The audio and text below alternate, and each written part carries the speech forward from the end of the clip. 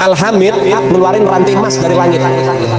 Keramatnya Al-Hamid tuh ngeluarin rantai emas dari langit sampai ke bumi. Lagi ngobrol sama kakaknya Al-Muhdhar, Syekh Umar Muhdhar. Ayo wahai Syekh Umar Muhdhar, lihat keramatannya, turunin rantai emas dari langit sampai ke depan dia. Ini Habib Syekh Umar Muhdhar ketawa doang. Dibilang sama adiknya, Al-Hamid, coba lihat tuh paling atas siapa? Gak tahu ada Syekh Umar Muhdhar megangin rantai dari atas.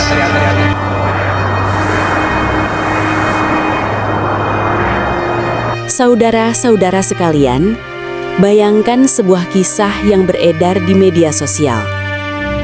Seorang Habib dikisahkan mampu menurunkan rantai emas dari langit. Habib lain, konon, bahkan setelah wafat, masih terdengar melantunkan ayat-ayat suci dari dalam kuburnya. Ada pula cerita bahwa menyebut nama seorang Habib sudah cukup untuk menjawab pertamaan malaikat Munkar dan Nakir. Semua kisah ini dipresentasikan sebagai bukti keistimewaan nasab, seolah garis keturunan bisa menggantikan amal perbuatan. Klaim-klaim semacam ini, yang jelas tak terverifikasi, telah menjadi bagian dari narasi publik kita. Dalam tradisi Ahlus Sunnah, karomah memang diakui. Ia adalah kejadian luar biasa atau khariqul adah yang Allah berikan kepada hamba-hamba pilihannya. Namun para ulama sejak dulu menegaskan bahwa karomah bukan tolok ukur utama kemuliaan seseorang. Al-Quran sangat jelas, sesungguhnya yang paling mulia di sisi Allah adalah yang paling bertakwa. QS Al-Hujurat ayat 13. Imam Al-Ghazali dalam Ihya Ulumuddin bahkan mengingatkan, jangan sampai keajaiban yang menyertai seseorang membuat kita lupa bahwa standar hakiki adalah ilmu, amal, dan keikhlasan. Ibnu Taimiyah pun menegaskan, karomah itu nyata, tetapi tidak boleh dijadikan legitimasi untuk menutupi kebodohan atau kebatilan. Sayangnya, di tengah masyarakat kita, kisah-kisah karomah justru mengalami pergeseran fungsi. Dari sekedar pengingat kebesaran Allah, ia berubah menjadi komoditas sosial. Kisah itu diulang-ulang di mimbar, diperbanyak di konten digital, dan dijadikan modal sosial untuk mengukuhkan otoritas. Fenomena ini bisa disebut sebagai flexing karomah, di mana keajaiban spiritual ditampilkan bukan lagi sebagai tanda ketakwaan, melainkan sebagai alat memperoleh pengakuan dan dominasi. Dampaknya tidak kecil. Pertama, standar keulamaan kita mengalami degradasi. Umat lebih sibuk mencari cerita spektakuler ketimbang mengapresiasi keluasan ilmu atau keistiqomahan ibadah. Kedua, ruang kritik tertutup rapat. Siapapun yang mempertanyakan kisah berlebihan, otomatis dituduh melecehkan keturunan Rasulullah.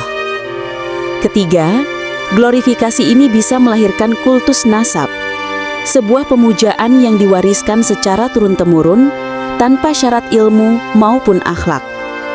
Tidak jarang, hal ini membuka peluang penyalahgunaan, baik dalam urusan materi, politik, maupun sosial. Kita bisa melihat gejala ini dalam berbagai peristiwa belakangan. Esai Misbahul di Sahih.co, terbit 28 Maret 2025, menyinggung soal rantai emas dan suara dari kubur sebagai contoh fenomena glorifikasi yang makin populer. Sumber Sahih.co 28.03/2025. Liputan 6 November 2024 juga pernah menyoroti narasi karomah ulama Nusantara yang viral di YouTube dan TikTok, meski sebagian besar tidak jelas sanad maupun validitasnya. Sumber rujukan dari Liputan 6 20.11/2024. Sementara itu, kajian antropologis tentang diaspora Hadrami di Asia Tenggara menunjukkan bahwa penghormatan kepada habaib memang telah berkembang menjadi struktur sosial yang kokoh, seringkali sulit disentuh kritik. Sumber rujukan dari kajian tersebut adalah Taylor and Francis 2023. Cinta kepada Rasulullah harus diwujudkan dengan memperbanyak sholawat, amal, dan kerja nyata, bukan dengan membesar-besarkan kisah tanpa dasar. Inilah perbedaan mendasar antara penghormatan yang sehat dan kultus yang membutakan. Fenomena glorifikasi keturunan sebenarnya bukan hanya milik umat Islam. Dalam sejarah Eropa, raja-raja mengklaim hak ilahi untuk berkuasa. Di Jepang, kaisar dianggap sebagai keturunan dewa matahari. Pola ini serupa. Garis keturunan dipakai untuk melegitimasi otoritas, meski tanpa basis rasional atau moral yang jelas. Lalu apa yang bisa kita lakukan? Pertama, literasi agama harus diperkuat. Umat perlu diarahkan untuk kembali menghormati sanad ilmu, bukan sekedar cerita sensasional. Kedua, ulama dan ormas perlu merumuskan panduan yang jelas tentang bagaimana menyampaikan kisah karomah dengan etika. Menekankan bahwa itu mungkin terjadi, tetapi tidak boleh dijadikan standar utama. Ketiga, media sosial harus didorong untuk mempromosikan verifikasi dan fact-checking terhadap klaim-klaim spektakuler. Keempat, pesantren dan lembaga pendidikan Islam mesti menanamkan sejak dini bahwa nasab adalah kehormatan, namun tak bisa menggantikan ilmu dan takwa. Saudara-saudara, kita tentu wajib menghormati Ahlul Bait Nabi. Itu bagian dari kecintaan kita kepada Rasulullah.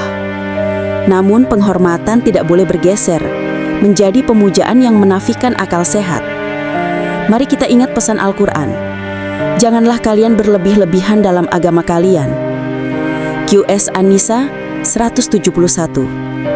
Hormati warisan, muliakan nasab, tetapi jangan biarkan kisah khurafat mengaburkan tanggung jawab moral dan intelektual kita sebagai umat beriman.